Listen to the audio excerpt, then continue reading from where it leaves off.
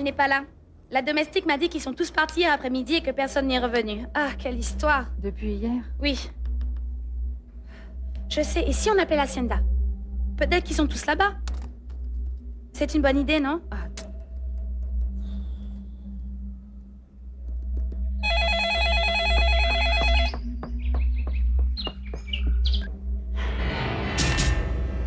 Personne ne répond, Elena. Et personne ne va répondre, Martha. Au moins jusqu'à ce que je décide de retourner à Londres. Allô? Allô? Mince.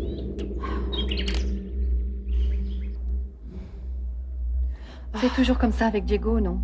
Je suis pleine d'illusions, il fait tout ce qu'il peut pour qu'à chaque instant de ma vie, je ne pense qu'à lui. Avec tous ses grands projets, avec ses rêves les plus fous. Et un jour, sans la moindre explication, il te dit que c'est fini, qu'il a cessé de t'aimer. Dis-moi, Elena, pourquoi Monsieur Avellaneda t'a demandé de venir? Pour rien du tout. En réalité, il m'a dit que... Comment? Il t'a fait venir de Londres et ne t'a rien dit? À propos de quoi?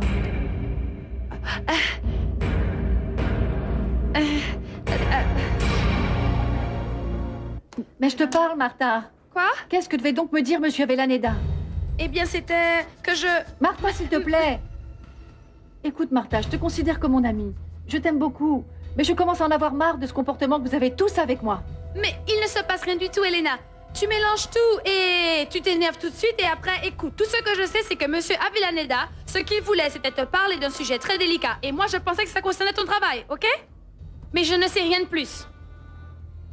C'est pourquoi j'étais très surprise quand tu m'as dit qu'il t'avait fait venir pour rien et c'est tout. Je crois que tu... Eh bien... Mais c'est que je te comprends, Elena. Écoute, je comprends que ce que t'as fait Diego t'a rendu un peu comme... Eh bien, un peu désorienté, non? Je te comprends. La seule qui est désorientée ici, c'est toi. Bon, ma petite Martha, je vais y aller. Je verrai si je passe demain te dire au revoir. Attends, Elena. Écoute. Ne te mets pas en colère. Et si on allait déjeuner ensemble? Oui? Écoute, on pourrait aller chercher ta mère et nous pourrions aller manger toutes les trois et ce serait un peu comme un déjeuner d'adieu entre bonnes copines.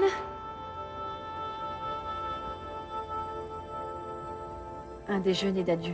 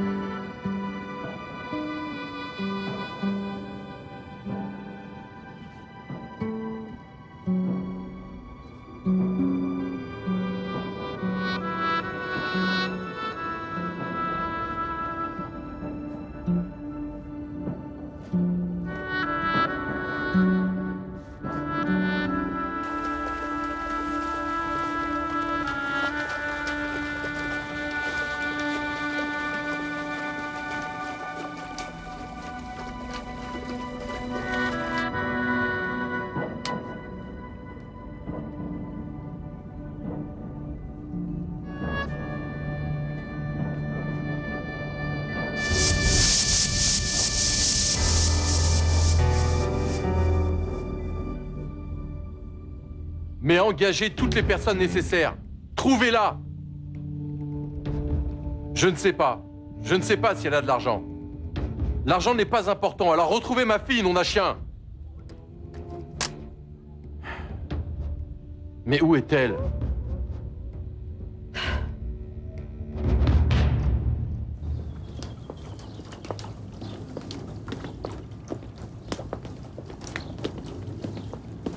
Marcia.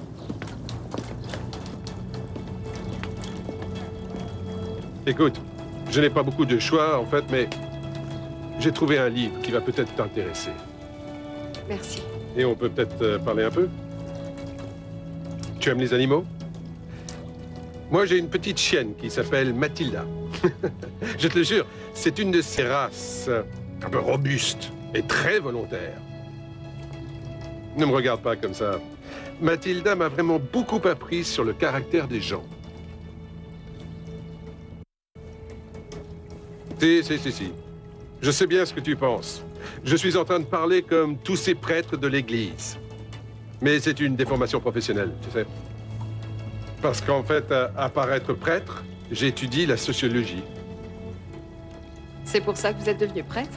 Non, c'est l'inverse. Au début, j'ai choisi d'être prêtre, et ensuite, pour me comprendre, j'ai étudié la sociologie. Je dois sûrement avoir un problème de personnalité mystique. Il faut avoir cette volonté d'aider son prochain.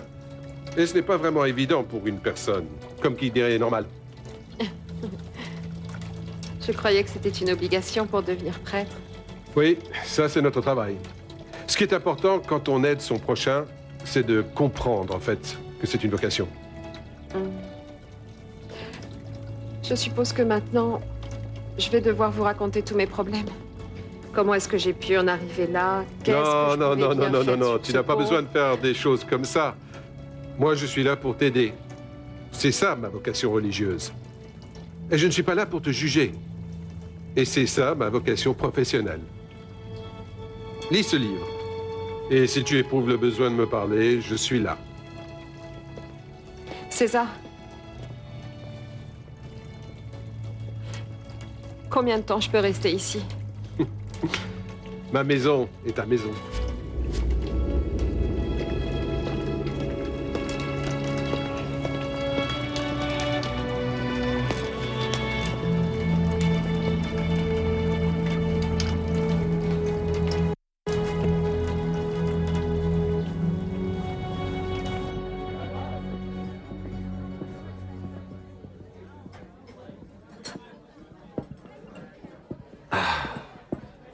Oui, monsieur Miguel. Servez-moi un autre Campari on the rocks. Où est-ce que vous étiez? On ne vous avait pas vu depuis longtemps.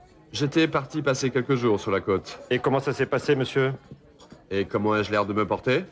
Merveilleusement bien. Bien. Oui, monsieur. Mettez donc 2 Campari. Mais maintenant, partez, partez.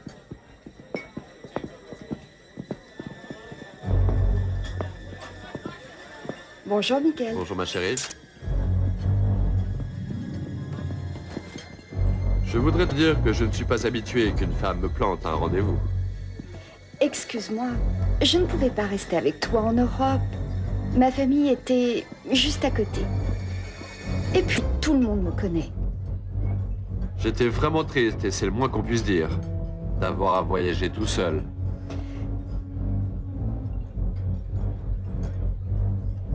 Eh bien, comme je vois que des excuses ne sont pas suffisantes, Et tu vas où? Maintenant, nous ne sommes plus en Europe. Et ta famille n'est plus là, alors nous pouvons, si tu veux, ma chérie, nous amuser un peu. Miguel, je suis revenue à Mexico uniquement pour pouvoir fermer tous les comptes bancaires que je possède. Je vais arrêter tous mes investissements et je vais rentrer en Europe. Ah, quelle merveilleuse idée. Justement, aujourd'hui, j'ai parlé longuement avec mon courtier en bourse et mon conseiller financier. Et ils m'ont recommandé de faire exactement la même chose que tu es en train de faire. Liquider toutes mes affaires et me retirer de mes investissements. Et ça signifie quoi? Que nous pourrions chercher ensemble en Europe des investissements qui pourraient nous convenir. Et nous pourrions peut-être nous associer. Je suis en train de parler d'énormément d'argent. Ah, ma chérie. Moi aussi. D'énormément. Énormément. Mais d'énormément d'argent. Associé?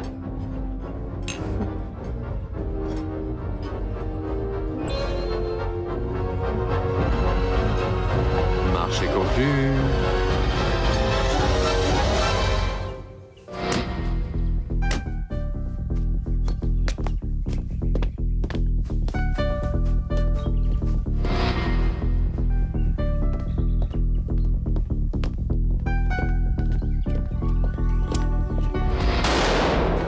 Allez-vous-en maintenant! Moi je suis ici pour défendre ce qui est à moi! Ou plutôt ce qui sera à moi. C'est Pancho. Pancho! Pancho! C'est nous! Alors reste calme! Qu'est-ce qui se passe, Pancho? c'est vous. Pourquoi tu as pris un fusil? Ce qui se passe, c'est que des types sont venus envoyés par la banque. Ils ont regardé partout, mais ils ne nous ont rien dit du tout. Ils étaient là, comme s'ils étaient les propriétaires de l'hacienda. De la banque, tu as dit, Pancho? Oui, c'est ce qu'ils nous ont dit, monsieur Jérémy. Et où sont-ils? Ils sont partis par la porte, là, qui mène au champ de café. T'en penses quoi, Jérémy? Eh bien, j'espère que ce n'est pas ce à quoi je